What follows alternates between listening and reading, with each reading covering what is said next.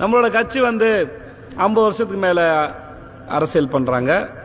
ஆனா இத்தனை வருஷமா எதுவுமே மாறல. கட்சியோ, கட்சியோட கொடியோ, கட்சியோட சின்னமோ, நம்மளோட வாழ்க்கையோ இது எதுவுமே மாறல. ஆனா தலைவர் குடும்பம் நல்ல மாற்றம், முன்னேற்றம் இன்னும் பல தலைமுறைக்கு இல்ல தலைவா. 30 வருஷம் இல்ல, இன்னும் 300 வருஷம் ஆனாலும் இங்க எதுவுமே மாற போறதில்ல.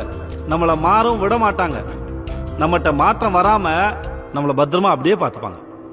ஏன்னா நம்ம முன்னேறினா அது அவங்க நல்லது இல்ல.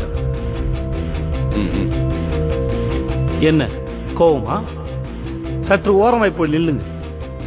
நம்ம எதிர்பார்க்கிற அரசியல் இவங்களுக்கு புரியாது. ஆனா இவங்க நடத்துற அரசியல் என்னன்னா, ஜாதி கட்சி தலைவர் 2 பேரோட சிலையை திறந்து ஜாதியை காப்பாற்றுவது, நம்ம ஏரியாவில் இருக்கிற ஒரு தெருவுக்கு அவங்க கட்சியோட தலைவரோட பேரை வைக்கிறது, அப்படியே நம்ம தலையில மிளகா அரைக்கிறது, 5 வருஷங்களோட ஓட்டு கேட்கறது. அதுக்கப்புறம் ஏதாவது பிரச்சனைன்னு ஒண்ணு வந்துச்சுன்னா, அதாவது இந்த வெள்ளம் வந்துச்சு, புயல் அடிச்சிச்சு, பிள்ளைங்க அன்றதுக்கு இடம் இல்லைன்னா இவங்ககிட்ட போய் கையேந்து நிக்கணும். ஐயா ஏதாவது பண்ணுங்க ஐயா, பிள்ளைங்க எல்லாம் நடு ரோட்ல நிக்குதுன்னு.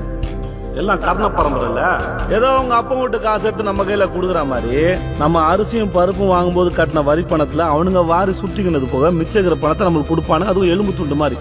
அதான் நம்ம வாங்கிக்கிட்டு அவனுக்கு போஸ்ட் அடிக்கணும்.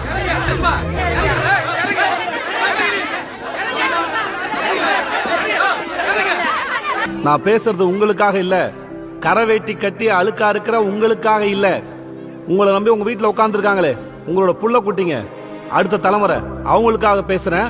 புரிஞ்சுக்க முயற்சி பண்ணுங்க.